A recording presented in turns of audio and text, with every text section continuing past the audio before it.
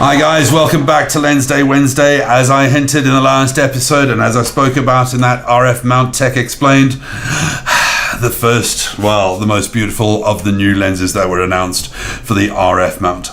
This is the RF 2870 f2, 2.0 L series lens designed for full frame mirrorless. It is huge. Make no mistake, this lens is enormous. It is not light by any stretch of the imagination, but being f2 throughout the entire range gives you some astonishing advantages in terms of background blur. The fashion, beauty, portrait, wedding environment is going to love this. Even the reportage kind of guys, it's an absolutely amazing lens. It's not tiny, as you can see, that is a feisty piece of glass, and really equally heavy as it is big. But the performance is off the scale. I've never seen a zoom lens that produces results anywhere near like this. Incredibly sharp across the entire range, from widest aperture all the way through the range. It is utterly exquisite. It really is amazing, and probably one of the finest achievements I've ever seen Canon produce in a lens of this kind of range. From a wide angle to a portrait, gives you everything you could possibly want. A lot of the market whined and moaned, why wasn't it 24 rather than 28? That would have made the size substantially bigger. Again, remembering what that flange back distance gives you, you have only 22 millimeters between the bayonet and the sensor. To do a 28 is substantially easier than to do a 24, and Canon thought about that very carefully. Another thing, the lack of an image stabilizer. Again, you saw this on the 2470 2.8, probably one of Canon's greatest achievements in the EF mount, probably one of the finest lenses Canon's ever made for general purpose photography, and the workhorse of the vast majority of professionals around the world.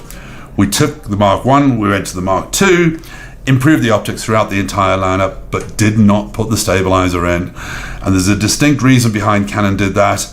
Putting that stabilizer in would have taken that optical quality down a notch.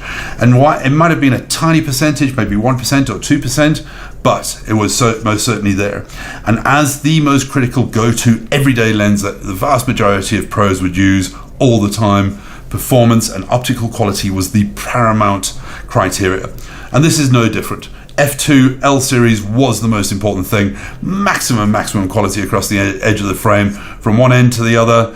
This lens delivers, and it delivers in leaps and bounds, by bucket loads, by wheelbarrow loads.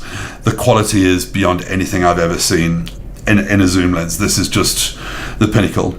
It comes at a price, my God, it's expensive by any stretch of the imagination. It's a hell of a lot of money, and it requires an enormous amount of justification if you're a pro photographer to go this route. That front element of 95 means any accessories, filters, etc. are going to be pretty damn pricey as well. But if you can justify it, if you're a wedding photographer, if you're portraits, everyday kind of stuff where you're in a difficult lighting conditions, you need shallow depth of field, you need absolute pinnacle of quality, that is most certainly the business end as far as things are concerned. And more than anything else, it's a hint of things to come. And Canon put it out there as an epic statement of what is absolutely and utterly possible, not only with the new lens mount, but with full frame mirrorless. What else can I say? My God, if you've got the money, if you've got the R, if you're going to look at full frame mirrorless as far as the future's concerned, yeah, that is the single best wide angle zoom lens I've ever seen in my entire life. Brilliant.